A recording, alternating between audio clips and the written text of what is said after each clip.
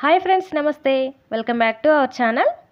ఇవాల్టి మన వీడియో వచ్చేసి పొటాటో కబాబ్స్ని ఎలా ప్రిపేర్ చేసుకోవాలో చూపించబోతున్నానండి.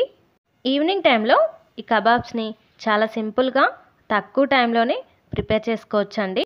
క్రిస్పీగా, టేస్టీగా చాలా బాగుంటాయి.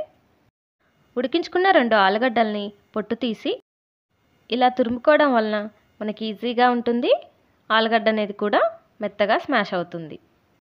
ఇలా తురుముకున్న ఆలుగడ్డ మిశ్రమంలో సన్నగా కట్ చేసుకున్న 1 ఆనియన్, కట్ చేసుకున్న 2 టీ స్పూన్ల కరివేపాకు, 3 పచ్చిమిర్చి ముక్కలు,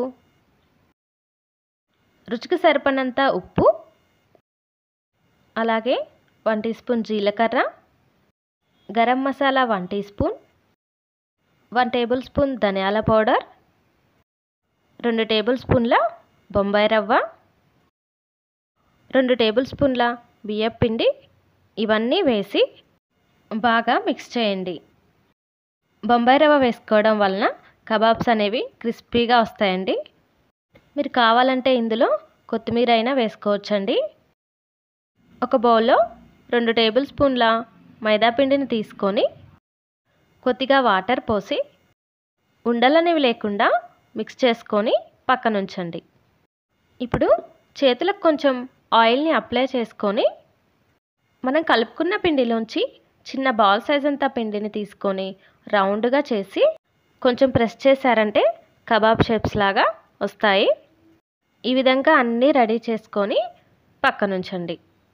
మైదా వాటర్ని మరొకసారి కలుపుకొని మనం ప్రిపేర్ చేసుకున్న కబాబ్స్ని మైదా వాటర్లో 2 వైపులా డిప్ చేసి అలాగే కబాబ్ని బ్రెడ్ క్రమ్స్లో కూడా 2 వైపులా డిప్ చేసుకొని ఇలా సైడ్స్ కూడా బ్రెడ్ పౌడర్ అనేది అంటుకునేలాగా చేసుకోండి.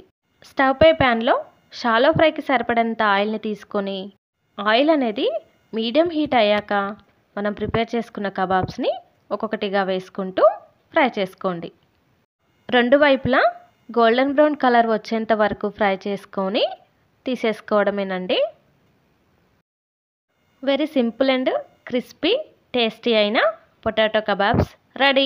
ఇలా చాలా సింపుల్గా ఈ కబాబ్స్ని మీరు ఇంట్లోనే ప్రిపేర్ చేసుకోవచ్చండి. మరిన్ని వీడియోస్ కోసం మా ఛానల్ని సబ్స్క్రైబ్ చేసి లైక్ చేసి కమెంట్ కూడా చేయండి ఫ్రెండ్స్.